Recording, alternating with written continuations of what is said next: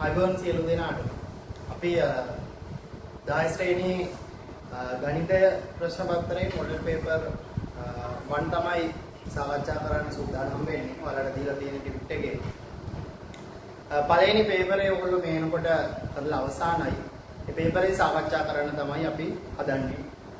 ගන්න ඔයාලා ලියලා තියෙන උත්තරත් එක්ක අපිට ප්‍රශ්න පත්‍රය සාකච්ඡා කරන්න පුළුවන්. පළවෙනි එකේ කියන්නේ මාළු මිරිස් ග්‍රෑම් 200ක මිල රුපියල් 40ක් කියලා. හරි. ග්‍රෑම් 200ක මිල රුපියල් 40යි. 200ක්. රුපියල් 40යි. අපෙන් අහන්නේ ග්‍රෑම් 500ක මිල කීයද කියලා. ග්‍රෑම් 200ක් දන්නවා නම් ග්‍රෑම් 100ක මිල හොයන්න පුළුවන්. මේ දෙකෙන් බෙදුවා නම් හරි. ග්‍රෑම් 100ක් රුපියල් 20යි. අපිට ඕනේ ග්‍රෑම් 100ක් නෙමෙයි දරුවෝ ග්‍රෑම් 500ක මිල. ග්‍රෑම් 100ක මිල 20 නම් ග්‍රෑම් 500ක මිල බලන්න මේක පහෙන් වැඩි කරනවා. ඒ අනුව අපිට රුපියල් 100යි කියලා ලැබෙනවා. ග්‍රෑම් 500ක මිල රුපියල් 100යි කියලා හම්බෙනවා. ඊළඟ දෙවෙනි ප්‍රශ්නය අපිට දීලා තියෙන්නේ භාග ඕම පහෙන් 3 අඩු කිරීම දෙකෙන් එක මේ දෙන්නගේ කුඩා පොදු ගුණාකාරය ගන්න ඕනේ 5 2යි කුඩා පොදු ගුණාකාරය 10යි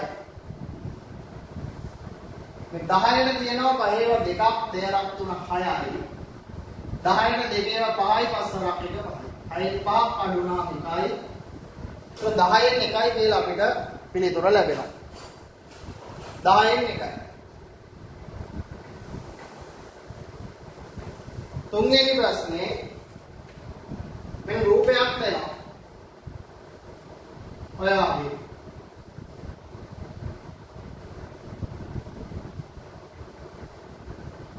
සමාන්තර රේඛාව පෙන්වලා දෙනවා. අංශක 30යි එතන 90යි මෙයා x කියලා. එතකොට මේ x කියන කෝණයේ අගය තමයි අපි හොයන්න ඕනේ. දැන් මේව සමාන්තර රේඛා දෙකක් පෙන්නලා තියෙන නිසා මේ සමාන්තර රේඛා දෙක අතර c අකුරෙන් හැදෙන මිත්‍ර කෝණ. මේ c අක්ෂරයෙන් හැදෙන මිත්‍ර කෝණ වල ඓක්‍ය අංශ 180යි. මෙයා 90 නම් එහෙනම් මේ පැත්තේ 90යි. දැන් අපිට x කියන්න පුළුවන් මේ කුඩා ත්‍රිකෝණය දිහා බලන්න. මේ ත්‍රිකෝණයේ පාදයක් දික් කිරීමෙන් සෑදෙන බාහිර කෝණය තමයි x. මේ ත්‍රිකෝණයක පාදයක් දික් කිරීමෙන් සෑදෙන බාහිර කෝණය මේ අභ්‍යන්තර සම්මුඛ කෝණ දෙක එකතුවට සමානයි. එහෙනම් මේ x කියන කෙනා සමානයි මේ කෝණ දෙක එකතුවට දාපු. අංශක 90 දන්න 30. අංශක 120යි. x කියන්නේ අංශක 120යි. ඔය විදිහට බලදැයි. ඊළඟ හතරවෙනි එක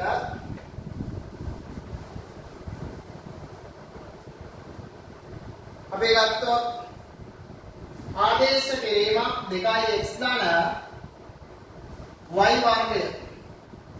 x වෙනුවට දීලා තියෙන්නේ 5යි. ධන y වෙනුවට ඍණ 2යි. ඒකට ඍණ 2 වර්ගය. මෙතන 2 10යි ධන ඍණ 2 වර්ගය කියන්නේ ඍණ 2 වැඩි ඍණ 2 ඍණයි ඍණයි ධන වෙනවා 4යි 14යි කියලා ලැබෙනවා 14 ඊළඟ p කියන කුලකය ලියා දක්වන්න කියනවා p රවුමට අයිති අවයව කුලකයක අවයව ලියනකොට සඳල වරහන් ඇතුළේ ලියන්න ඒවා C කියන අවයව දෙක පමණයි P රවුමට අයිති වෙන්නේ. ඔන්න P කුලකයේ ලියලා තියෙනවා. ඊළඟ අහන්නේ n සර්වත්‍රය.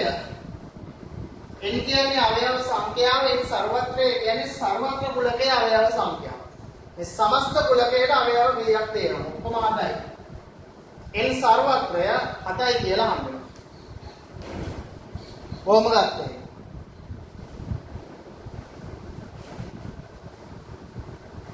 ඊළඟ නැවත රූපයක් දෙනවා. ඕම ත්‍රිකෝණයක් සම්බන්ධයෙන්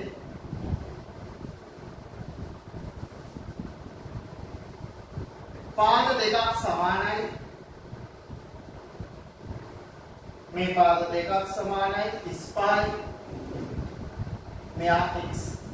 ඔව්. එතකොට xk අගේ තමයි හොයන්න කියන්නේ. දැන් අපි දන්නවා සමද්විපාද ත්‍රිකෝණ ගැන. මේ ත්‍රිකෝණයක පාද දෙකක් සමානයි නම් සම්මුඛ කෝණ දෙක සමානයි කියන්නේ. මෙයා 35 නම් මේ සම්මුඛ කෝණය 35. මේ ත්‍රිකෝණයත් ඒ විදියට. මේ ත්‍රිකෝණ. මේ පාද දෙක සමාන නිසා සම්මුඛ කෝණ දෙක සමානයි. මෙයා x නම් මෙයාත් x කියලා ගත්තා. දැන් නැවත අපේ ප්‍රමේය මෙන්න මේ ත්‍රිකෝණේ පාදයක් දික් කිරීමෙන් සෑදෙන බාහිර කෝණය තමයි x. බාහිර කෝණය සමාන කාටද අභ්‍යන්තර සම්මුඛ කෝණ දෙකේ එකතු. 35 ධන 35. අංශක 70යි කියලා ලැබෙනවා. අංශක 70යි x කියන කෝණය අපේ. ඊළඟට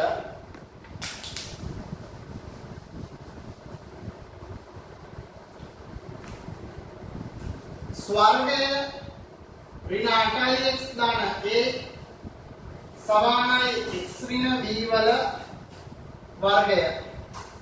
මේ a ටයි b ටයි ගැලපෙන පද ආදේශ කරන්න කියලා කියනවා.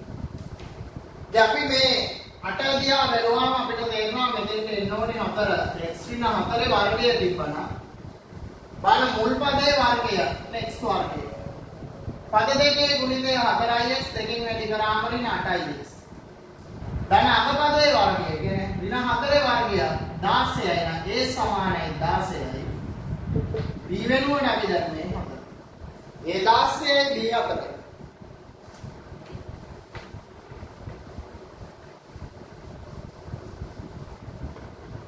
ඊළඟ එක ටැංකියකින් 3/2ක් පිරීමට මිනිත්තු 24ක් ගත වෙනවා. 3/2ක් පිරෙන්න මිනිත්තු 24ක කාලයක් ගත වෙනවා. ටැංකියෙන් හරියටම භාගයක් පිරෙන්න ගත වෙන කාලය ආනවා. දැන් අපි බලමු 3/2කට මේ මිනිත්තු 24ක් කියන්නේ 3/1කට එවනම් මිනිත්තු 12යි.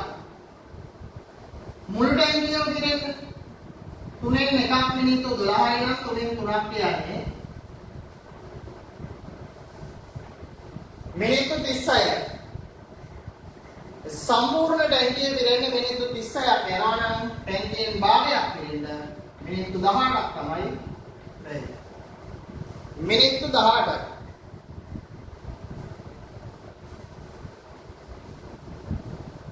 ඊළඟ එක භාණ්ඩයක් විකිණීමේදී ලකුණු කළ මිනිත් 100ට 8ක වට්ටමක් දෙනු ලැබේ. විකුණුම් මිල 368ක් නම් භාණ්ඩේ ලකුණු කරපු මිල සොයන්න. 100ට 8ක වට්ටමක් දීලා විකුණන්නේ 100ට 8ක වට්ටමක් දුන්නා නම් 8ක් අඩු වුණාම විකුණන්නේ 192කට. 192ක් තමයි රුපියල් 368යි කියලා කියන්නේ. එහෙනම් අපි බලනවා 192ක් දන්නවා නම් 102ක් කියන්නේ කීයද? 368 බෙදීම 92.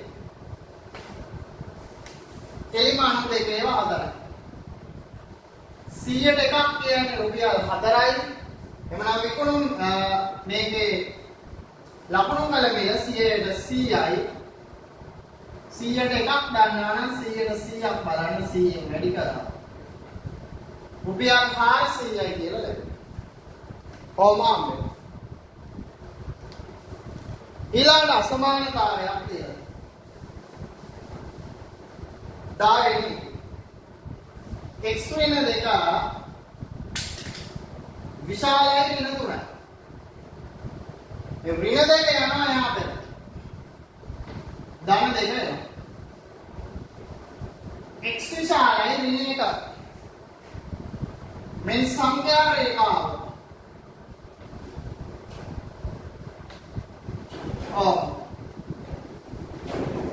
x කියන එක්කෙනා ඍණ 1ට වඩා වැඩි කියලා කියන්නේ ඍණ 1ට ගෝලයක් තාම. මේ බෝලේ පාට වෙන්නේ මෙතන සමාන ලකුණු තිබ්බනම් තමයි මෙයා පාඩේ. x කියලා එන ඍණ එකට වඩා වැඩි වේමන ඍණ එකට වැඩි පැත්ත පාඩේ. ඔය වගේ ගන්න පුළුවන්. දසමානතාවයේ සංඛ්‍යා රේඛාවක අනුපරි. මෙන්න ඊළඟට කේන්ද්‍රික ඛණ්ඩයක් ඕම අංශක 90ක කේන්ද්‍රික ඛණ්ඩයක් සෙන්ටිමීටර 10 කරයි. මේ කේන්ද්‍රික ඛණ්ඩයේ පරිමිතිය අනුව චාප කොටසේ දිග හෙව්වේ 25r ටෙන් හතරෙන් එකක් වෘත්තයකින් හතරෙන් පළුවක් තමයි මේ චාප කොටස. 2යි 5 හතෙන් 22යි. අර 14යි වැඩි 4යි. ඕම කරනවා. සෙන්ටිමීටර 22යි චාප කොටසේදී. පරිමිතිය කියන්නේ මුළු වටේ දිග. මේ 22කට එකතු වෙනවා මේ පැත්තෙන් 14යි 28යි 28ක්.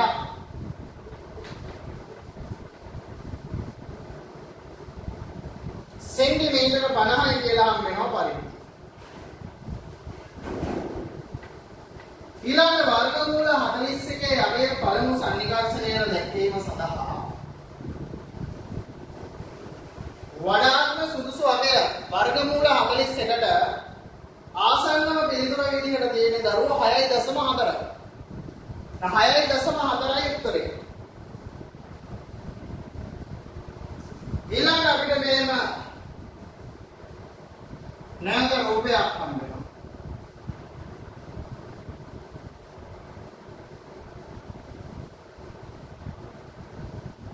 අංශක 50යි 48යි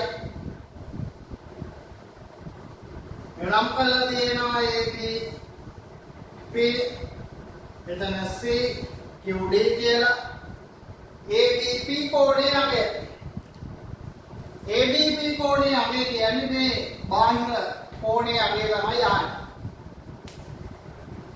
මෙයා 48 නම් ප්‍රතිමුඛ කෝණ වලින් මෙයා 48. ප්‍රතිමුඛ කෝණ සමාන නිසා අංශක 48යි කියලා ගත්තා හැකියි. මේ ත්‍රිකෝණය දිහා බැලුවොත් හරි ත්‍රිකෝණය දිහා බැලුවොත් මේ ත්‍රිකෝණයේ පාදයක් දික් කිරීමේ සෑදෙන බාහිර කෝණය සමාන මේ අභ්‍යන්තර සම්මුඛ කෝණ දෙක එකතුවට 50යි 48 එකතුවට මෙයා සමානයි. ඒ කියන්නේ මෙයා අංශක 8යි කියලා. 98 15 පදරමක් දීලා පැහැදිලි දැක්ක ගමන් මේකෙන් හදාගන්න පුළුවන් ඝනකාභයක් ඝනකාභයට දාර 12යි. ඝනකාභයක් හදෙන්නේ දාර 12යි. මෙන්න සමාන්තර ආශ්‍රය H 40යි ආධාරකේ සමාන්තර ආශ්‍රයේ වර්ගඵලය 360යි කියනවා. එහෙනම් ආධාරකයේ වැඩි ලම්බ උස තමයි සමාන්තර ආශ්‍රයේ වර්ගඵලය. ආධාරකයේ වැඩි කිරීම ලම්බ උස සමානයි 360යි. H හොයන්න පුළුවන් දෙපැත්තම අතරින් බෙදුවාම H සමානයි सेंटीमीटर 9යි කියලා H 9යි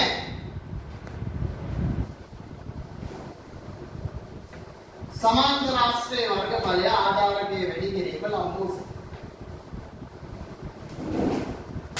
ඊළඟ මෙන්න සමීකරණයක් 2x ධන 5 සමානයි 12. සමීකරණය වරහන් ඉවත් කළා ඉස්ස ගන්න පුළුවන්. එහෙම නැත්නම් මේ දෙක ඉවත් කරන්න. දෙපැත්තම දෙකෙන් බෙදනවා. මේ 2යි 2යි කැපිලා. ධනබා එහා පැත්තට යනවා ඍණ භාගය. අයින් පහ කියනවා. x සමාන 1යි කියලා. x 1යි. 18යි ප්‍රශ්නේ ළඟට.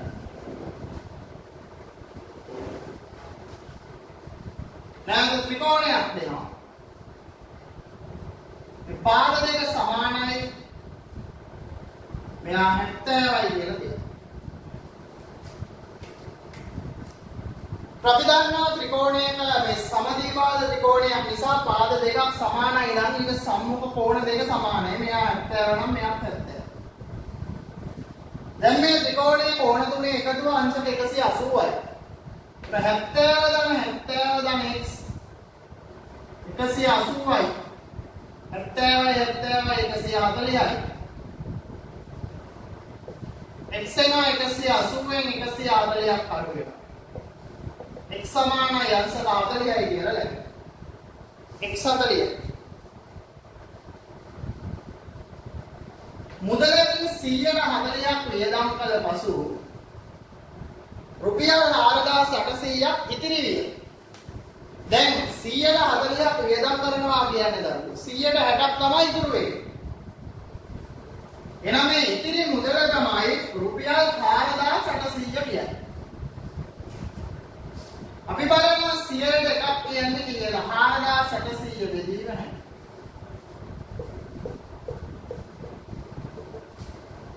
රුපියල් 80යි. ආන්නේ තිබ්බ පොළු මුදල නෙමෙයි වියදම් කළ මුදල. වියදම් කළ මුදල 140යි. 100ට එකක් ගන්නවා නම් 140ක් බලතේ. ඔයගේ රුපියල් 3200යි කියලා හම් වෙනවා. 21 ත්‍රිකෝණ දෙක අංග සම දානවා. මේ ත්‍රිකෝණ දෙක කිසිදු අවස්ථාවක් යටතේ අංග සම වෙන්නේ නැහැ. අංග සම නොවේ.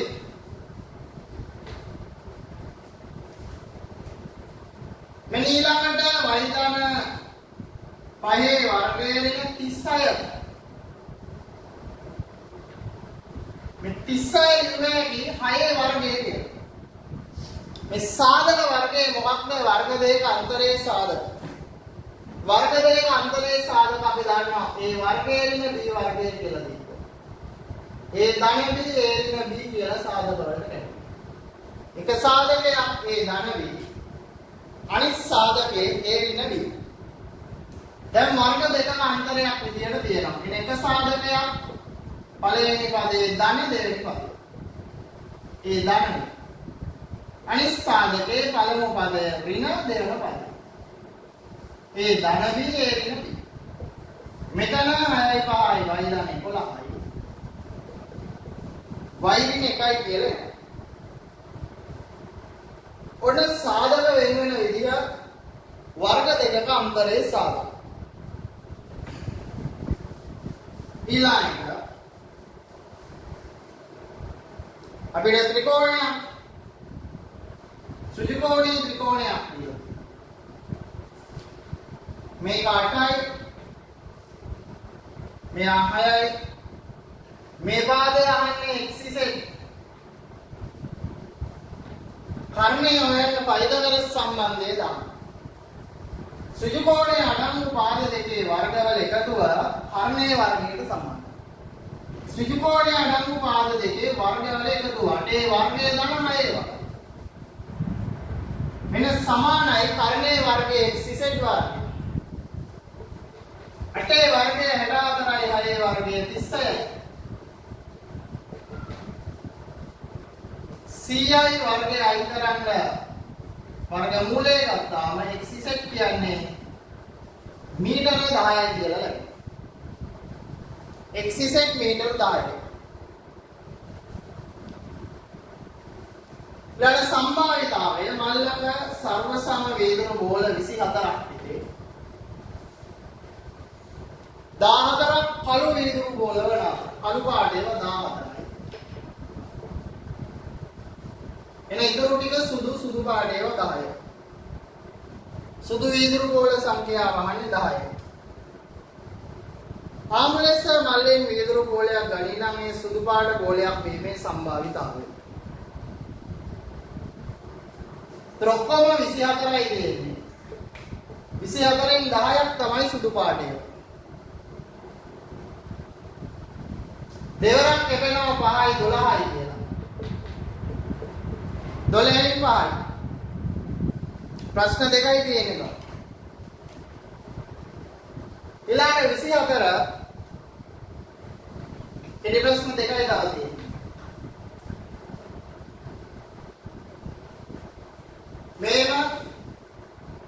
ඉස්කොඩුවක් විශාලයි පහෙන් තුනක්.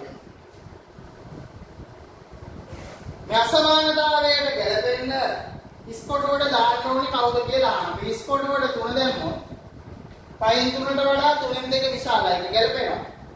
ඇයි තුල්ලේ භාගය කියලා බලන්න. 3න් 2ද පහෙන් 3ද ලොකු කියලා පොදුවරේ පාලනය කරන්න පහෙන් වැඩි කරනවා. පාලෙන් 10. පාලනය කරන්න 3න් වැඩි කරනවා. පාලෙන් 9. පොදු පාලෙන් 10 ලොකු. මේකට විශාල බව පෙන්නනවා. හරි.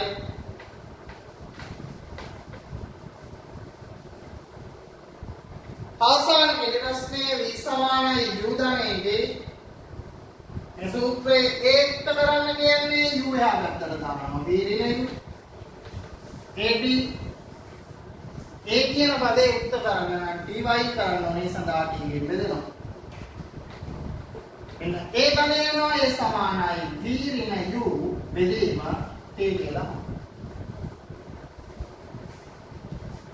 ඔය මොඩල් පේපර් නම්බර් 1 වල කෙටි ප්‍රශ්න ටික අපි සාකච්ඡා කරේ. එහෙනම් මොඩල් පේපර් නම්බර් 1 එකේ අපිට ඊළඟට තියෙන්නේ ව්‍යුහගත රචනා ප්‍රශ්න පහ කතා කරන්න. B කොටස කතා කරන්න. right අපි එන්නේ මොඩල් පේපර් නම්බර් 1 වල B කොටස සඳහා. එතකොට B කොටසේ ව්‍යුහගත රචනා ප්‍රශ්න පහක් අපිට දීලා තියෙනවා. පළවෙනි ප්‍රශ්නයට આવොත් භාග සම්බන්ධ ගානක් තියෙන්නේ. භාග මොනවද කියනවා? සමන්තම මාසික වැඩුපෙන් දෙකෙන් එකක් ආහාර සඳහාද පහෙන් එකක් වෙනත් කටයුතු සඳහාද වැය කරයි කියලා කියනවා. ඒත් පළවෙනි ප්‍රශ්නේ අහන්නේ ආහාර සහ වෙනත් කටයුතු සඳහා වැය කළ මුළු එකතු වෙනනම් මේ දෙක එකතු කරන්න තියෙන්නේ කියලා අහලා ගන්න. ආහාර වලට දීලා තියෙන්නේ දෙකෙන් එකයි ධන පහෙන් එකයි වෙනත් කටයුතු සඳහා මේ දෙක එකතු කරනකොට කුඩා පොදු ගුණාකාරය 10යි. මේ 10ට තියෙනවා දෙකේව 5ක් පස්සරක් එක 5යි. 10ට 5ේව 2යි. 10න් 7යි ආහාර සහ වෙනත් කටයුතු සඳහා වැය කරන මුළු මුදල. දැන් අපිට කියනවා ඉතිරියෙන් 3න් එකක් දෙමව්පියන්ට දෙනවලු. මේ ඉතිරිය කොච්චරද කියලා. 10න් 7ක් වියදම් කරාට පස්සේ දරුවෝ 10න් 7ක් වියදම් නම් 10න් 3ක් ඉතුරුයි. ඉතිරිය 10න් 3යි. මේ ඉතිරියෙන් කිව්වම අල්ලා යන්න. ඉතිරියෙන් 3න් එකක් තමයි දෙමව්පියන්ට දෙන්නේ. එහෙනම් 10න් 3 ඉතිරියම 3න් එක. 3 කැඩලා ගියාම එනවා 10න් එකයි. හරි 10න් එකක් තමයි දෙමව්පියන්ට ලබා දෙන කොටස. ඊළඟට කියනවා ඉන්පසු ඉතුරු වන මුදල බැංකුවේ තැන්පත් කරනවා. බැංකුවේ තැන්පත් කරන්නේ මෙන්න ආහාර සහ වෙනත් කටයුතු සඳහා 10න් 7යි. ධන දෙමව්පියන්ට 10න් 1යි. 10න් 8 මෙයාට වියදම් එහෙනම් ඉතුරු ටික බැංකුවේ දාන්නේ. 10න් 8ක් වියදම් නම් 10න් 2ක් තමයි බැංකුවේ දාන්න ඉතුරු වෙන්නේ. ඔව් බැංකුවේ තැන්පත් කරන මුදල රුපියල් 6200යි. බැංකුවේ තැන්පත් කරන මුදල අපි දන්නවනේ 10න් 2යි කියලා. 10න් 2 වටිනාකම දීලා තියෙනවා 6200යි කියලා. එවනම් 10න් එකක් බලනවා.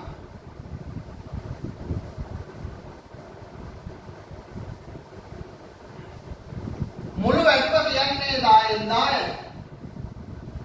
10න් එකක් දන්නවා නම් 10න් 10ක් වෙනවා. 31000යි මෙයාගේ මාසික වැඩුප. 31000යි.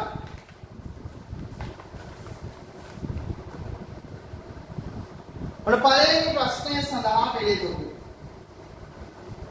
ඊළඟ දෙවෙනි ප්‍රශ්නයට අපි එනවා. දෙවෙනි ප්‍රශ්නේ printing mistake එකක් මම group එකට දැම්මා ඔයාලට හදා ගන්න කියලා. රූපේ දීලා තියෙනවා. එයා මේම සමජ ප්‍රශ්නයක් තියෙන්නේ. ඒතර මේකේ ප්‍රවේශයමක් මෙතන අර්ධවෘත්තාකාර කොටසක් මේ කැලල අඳුරු කරලා තියෙනවා. සමජතුරස්‍රයේ මීටර 40යි. AB CD මේ ටික 30යි.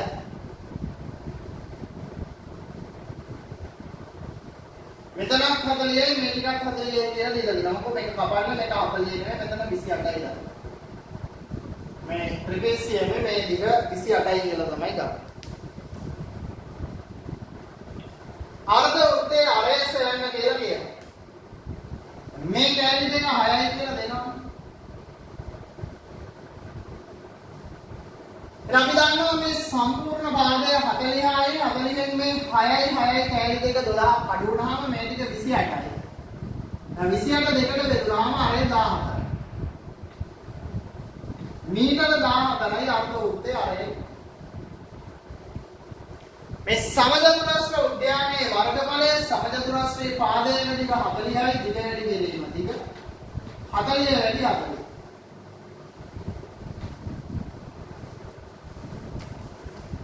මෙන්න වර්ග මීටර 1600යි කියලා ලැබෙනවා.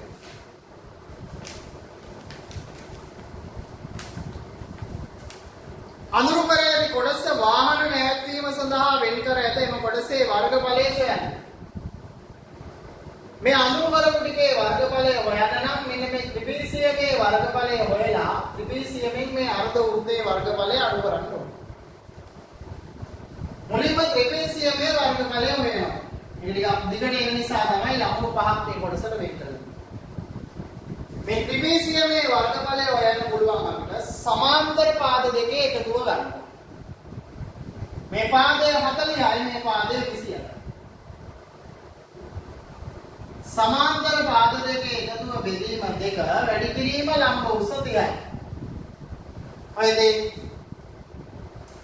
එතකොට මෙතන දෙවරක් ඕම 15යි 68 වැඩි කිරීම 15යි. वर्ग मीटर 1020යි ත්‍රිපිටකයේ මේ වර්ගඵලය. දැන් ත්‍රිපිටකයේ මේ අර්ධ වෘත්තාකාර කැලේ අඩු වෙන්න ඕනේ. අර්ධ වෘත්තයේ පයි r වර්ගයේ වැඩි භාගය. අතෙන් 22යි අරය 14 වැඩි 14 වැඩි භාගය. මෙන් 308යි. අර්ධ වෘත්තයේ වර්ගඵලය 308යි. මුළු ත්‍රිපිටකයෙන් අඩු වෙනවා. මේ මැද තියෙන අර්ධ වෘත්තයේ වර්ගඵලය.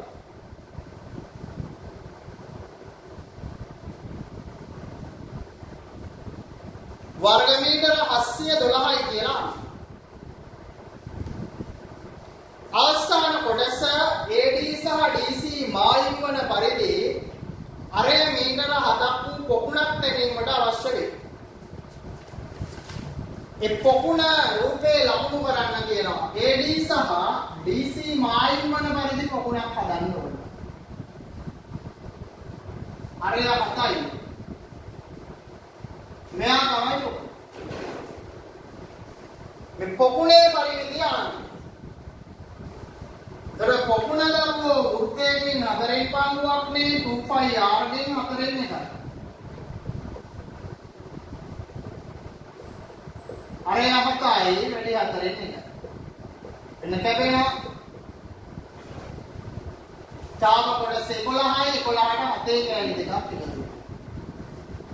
10 मीटर 25 मैं तुमने प्रश्न अनुपात संबंध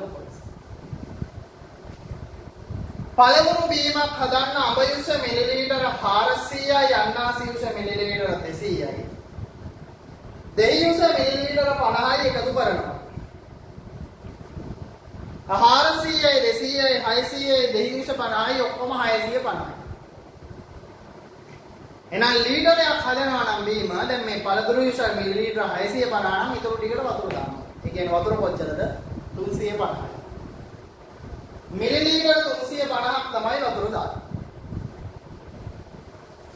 බීම මිශ්‍රණයේ ලීටර් එකකදී අන්නාසීංශ ප්‍රමාණය ඒකේ පොඩි වැරද්දක් හදාගන්න අනුපාතයක් නෙමෙයි භාගයක් ලෙස දක්වන්න. භාගයක් ලෙස දක්වන්න. ලීටර් එකක තියෙන අන්නාසීංශ ගාන ලීටර් එකක් කියන්නේ මිලිලීටර 1000ක්. මේ මිලිලීටර 1000 ඇතුලේ අන්නාසීංශ මිලිලීටර 200ක් තියෙනවා. 1000ක 200ක් තියෙනවා. එළිම 200 ඒවා 5යි කියලා කියනවා. පහෙන් එකයි භාගයක් ලෙස දෙන්න. අඹ අන්නාසී සහ දෙහි අනුපාතය සොයන්නලු. අඹ 400යි අන්නාසී 200යි. දෙහි 50යි.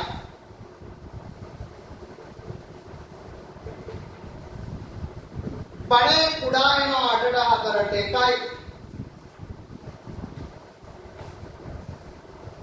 බීම ලීටර 26ක් සෑදීම සඳහා අවශ්‍ය අඹයුෂ ප්‍රමාණය ලීටර කීයද කියලා අහනවා.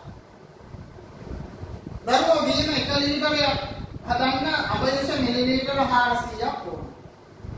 එහෙනම් ලීටර 26ක් හදන්න කොච්චර ඕනද කියලා බලන්න. 400 වැඩි කරනවා 26.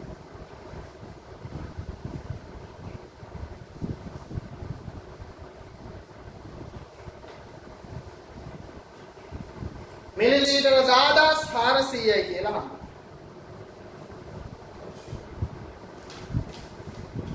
පස්වෙනි එක බීම මිශ්‍රණයේ 35ක් ජලය අඩංගු වන බව අමල් පවසයි. මෙම ප්‍රකාශය හා ඔබ එකනවා නේද කියලා. දැන් බීම මිශ්‍රණය ගත්තාම මිලිලීටර 1000ක මිශ්‍රණයේ වතුර තියෙන්නේ මිලිලීටර 350යි. 1000කට 350යි. මොන 100ට කොච්චරද බලන්න ප්‍රතිශතයේ 100ට 100න් වැඩි කරනවා. right 135ක් තමයි දරුවෝ ජලය තියෙන්නේ.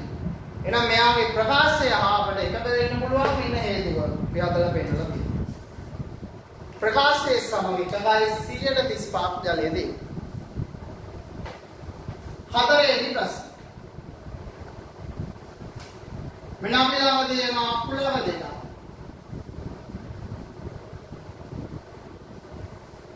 එක A සහ අනිත් කුලකය B.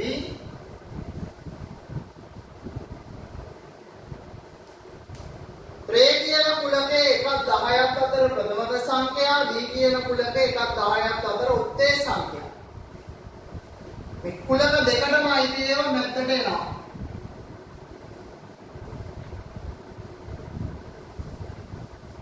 මේ කුලක දෙකට අයිති නැති ඒවා ඕම වටේට වැටෙනවා. මේ A කුලකයේ ඇතුලේ තියෙන ප්‍රථමක සංඛ්‍යා 2 3 5. B කුලකයේ තියෙන උත්තේ සංඛ්‍යා එකයි තියෙන්නේ එකක් 10ක් අතර කිව්වම 3 5 7 9. කුලක දෙකට අයිති නැති ඒ වෙන්නේ. ඒ ඡේදනය B කියන කුලකයේ ලියන්නලු. ඒ ඡේදනය B කියන්නේ ඡේදනය කියන්නේ දෙන්නටම අයිති කියන්නේ. මෙන්න දෙන්නටම අයිති ටික මැද. සමන වරහන් ඇතුලේ ලිවිය යුතුයි කුලකයක් නිසා. 3 සහ 5. n a මේලය B. n කිව්වම අවයව සංඛ්‍යාව. a මේලය B මේ කුලක දෙකට අයිති අවයව සියල්ල 2යි 4යි 6යි අවයව 6ක් තියෙනවා. හතරවෙනි එකක් මම මේ ගෲප් එකට දැම්ම වැරද්ද හදලා A' කුලකයේ අය ප්‍රදේශය අනුරු කර දක්වන්න.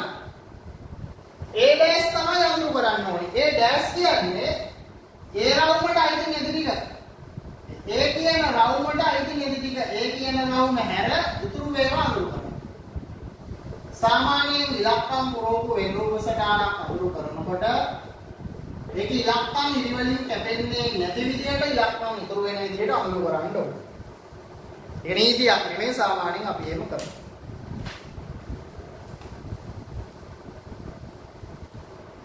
දෙවෙනි එක කුලක ගාන යනවා. අවසාන ප්‍රශ්නයට අපි එන්නේ වඩ ප්‍රස්ථාර පස්වෙනි ප්‍රශ්නය.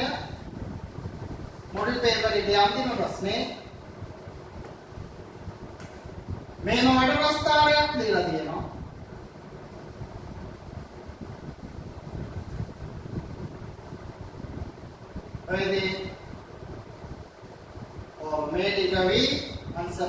90යි අංශක 60යි. මිරිස් මේක අපි x කියලා ගමු පළතුරු. මෙතන එළවලු. v වගා කරන ගොවීන් ගණන 270යි. මේකේ ප්‍රමාණය දීලා තියෙනවා.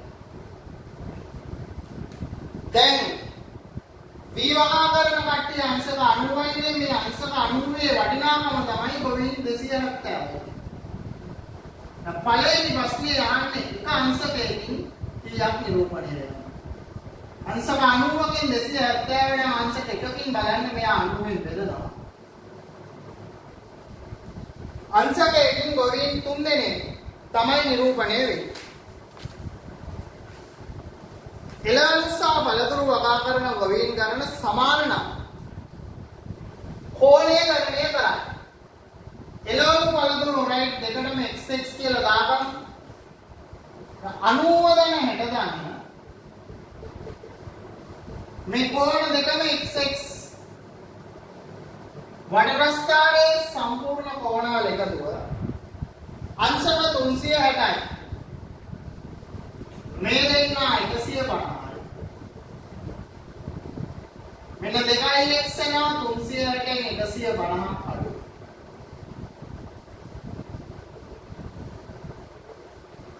දෙකෙන් බෙදුවා.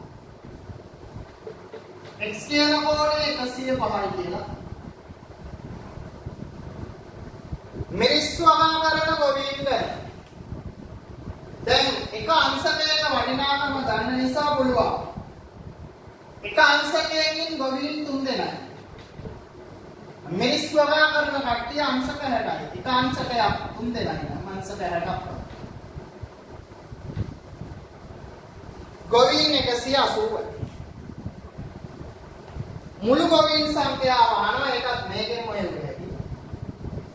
එක අංශකයක් ගන්නවා 3යි කියලා. එතකොට අංශක එකකින් නිරූපණය වෙන ගොවීන් 3 දෙනයි නම් මුළු වඩ ප්‍රස්ථාරයේ අංශක 360යි.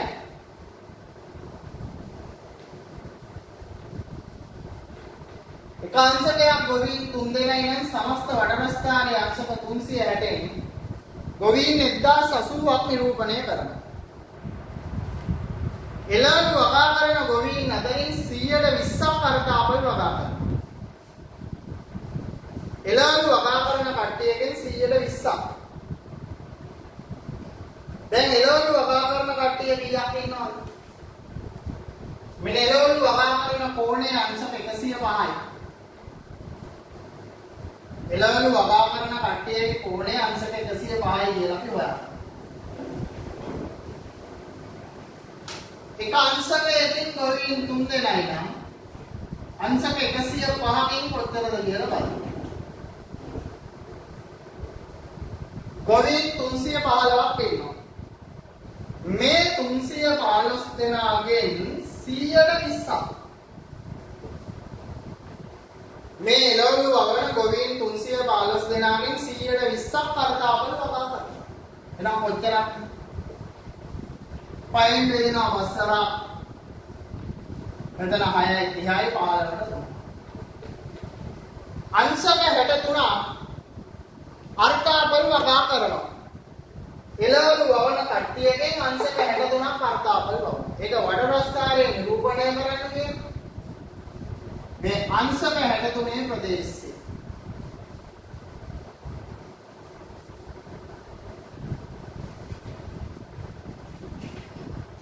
මේ කට්ටිය අර්ථාපල වගා කරනවා. ඒ පස්වෙනි ප්‍රශ්නේ අපි අවසන් කරේ.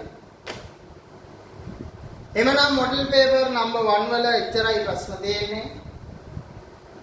කිටි ප්‍රශ්න 25 සහ ව්‍යුහගත රචනා ප්‍රශ්න 5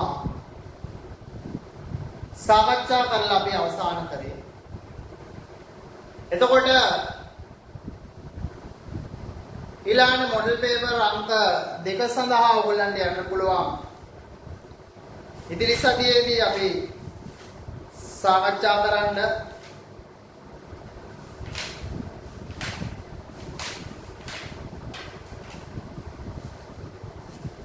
අංක 2 නෙමෙයි ඕල ඉදිරි සතියේදී මුලින්ම අංක 3 කරන්න. පස්සේ අපි අංක 2 පේපරේ කරමු. මොඩල් පේපර් නම්බර් 1 ඉවර කරේ ඊට පස්සේ ඔයගොල්ලෝ මොඩල් පේපර් නම්බර් 3 කරන්න එතනින් පස්සේ. ඒකට අපි ඊළඟ සතියේ ඔයගොල්ලෝ කරලා ඉවරුනාට පස්සේ වීඩියෝ එකක් කරහා පේපරේ සාකච්ඡා කරමු. එතකොට අපි 10-11 පන්ති ඉක්මනින් ආරම්භ කරන්න බලාපොරොත්තු වෙනවා. රජයේ අවසරය පරිදි ඒ නීති රීති වල යටත්ව එතෙක් තමයි අපි මේ ඔන්ලයින් හරහා ක්ලාස් එක කරගෙන යන්නේ.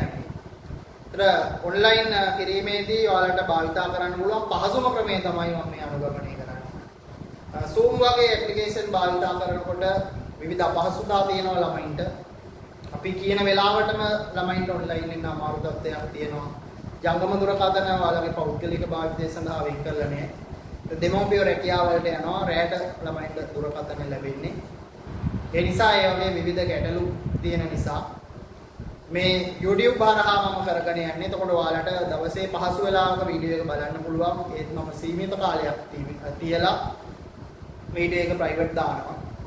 ඒ අතරතුර ඔයාලට වීඩියෝ එක පහසු වෙලාවක නැරඹීමේ හැකියාව තියෙනවා. ඒ නිසා ඔයගලන්ට පහසුම ක්‍රමය තමයි අපි දැනට මේ භාවිතා කරන්නේ.